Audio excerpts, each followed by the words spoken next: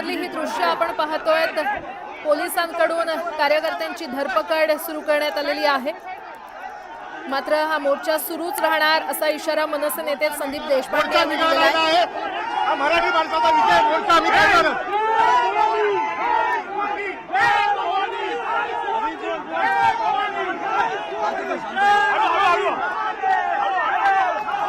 मराठी माणसाला थांबून थांबणार नाही। मोर्चा ज्याप्रमाणे ठरला होता त्याप्रमाणेच आम्ही काढणार। तुमच्या पदाधिकाऱ्यांना ताब्यात घेतलं जातं।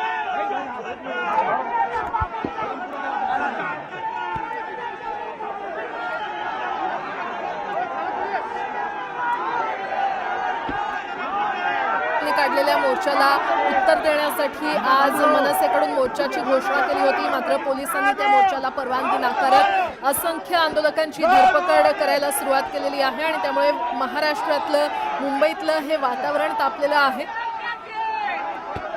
दरम्यान या मोर्चाला परवानगी का नाकारली याबद्दल मुख्यमंत्री देवेंद्र फडणवीस यांनी थोड्या वेळापूर्वीच स्पष्ट केलंय। ते जाणून बुजून असा मार्ग मागत होते ज्यातून संघर्ष होईल, त्यामुळे मोर्चाला परवानगी नाकारल्याचं फडणवीस म्हटलेलं आहे। मात्र संदीप देशपांडे यांनी मुख्यमंत्र्यांच्या या वक्तव्यावर प्रत्युत्तर दिलं असून सरकारला या मोर्चाला परवानगी द्यायचीच नव्हती असा आरोप केलाय। ती घटना मीरा रोडमध्ये घडली आहे। व्यापाऱ्यांनी मोर्चा देखील मीरा रोडमध्ये काढला, पण आज ते आम्हाला सांगतायत की घोडबंदर इथे मोर्चा काढा।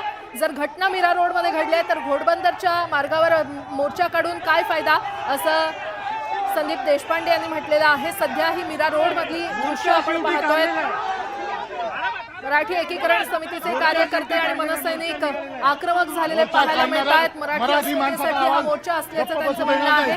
आम्हाला पोलिसांनी आणू देत किंवा सरकार आणू देत किंवा काही केसेस करू देत, आम्ही मोर्चा काढलेला आहे। त्या पद्धतीने ताब्यात घेतलं ते पोलीस कारवाई करतायत। आधीच्या मोर्चावर कारवाई केली ना, आताच्या मोर्चावर कारवाई होते। पोलीसने शासन सुद्धा घाबरलं हो।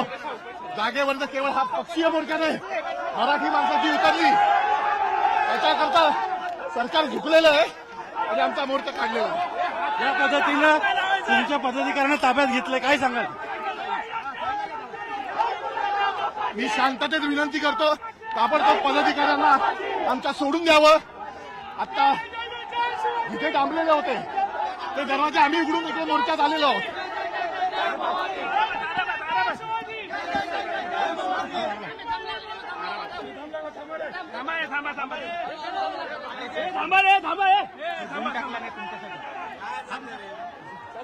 रवी, काय सांगाल?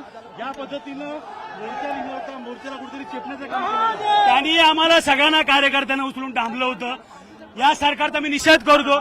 महाराष्ट्रात मराठीच्या लोकांना मोर्चासाठी परवानगी घ्यावी लागते, परवानगी मागितली तर मिळत नाही, मात्र इतर भाषेसाठी नाहीये। नरेंद्र मेहता म्हणतात की आजचा मोर्चा होता त्या मोर्चाचा हेतू चुकीचा होता, हिंसक होता। अहो, नरेंद्र मेहतानी आम्हाला शिकवू नये। नरेंद्र मेहता या लोकांनी आम्हाला शिकवलं काय मराठीचं काय करायचं ते। आज तुम्ही परवानगी न घेता त्या मोर्चाला सपोर्ट करताय। आज इकडचा आमदार म्हणून मराठी माणसाला सपोर्ट करायला नरेंद्र मेहता इथे पाहिजे होता। आज पोलिसांनी आमच्या लोकांना आत टाकलं आणि व्यापाऱ्यांच्या मोर्चाला संरक्षण दिलं। आज मराठी माणसाची किती गळचेपी करणार?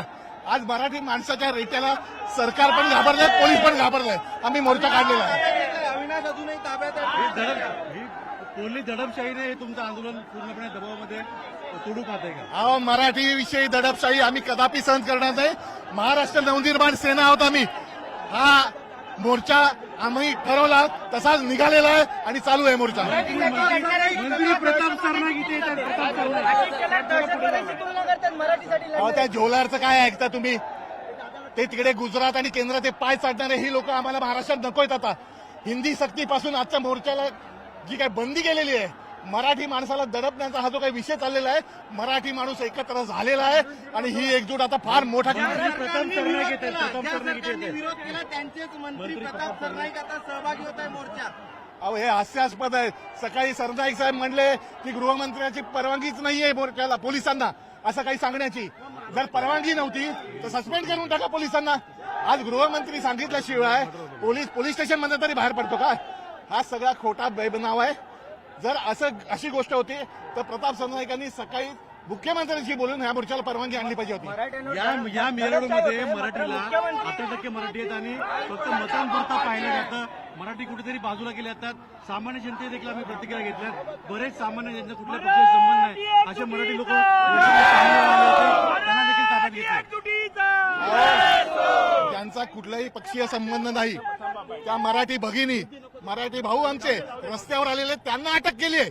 आज ही कुठली दडपशाही आहे? मराठीसाठी केवळ मराठीसाठी रस्त्यावर येणारी जनता तुम्हाला जर महागात पडत असेल तर आता मतपेटीतनं दाखवा. मराठी लोकांना इथे दडपशाही होते, पण मुख्यमंत्री म्हणतात की तुम्ही रस्ता चुकीचा मार्ग उचलला.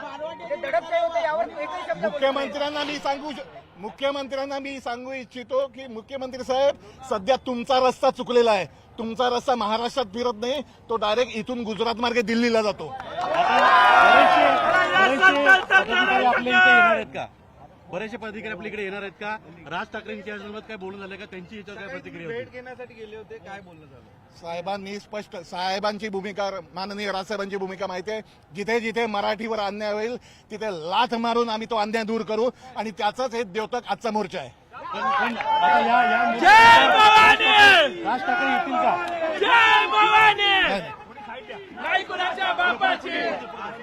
हे सगळे जे मोर्चात तुम्हाला दिसतात ना ते सगळेच राज ठाकरे आहेत.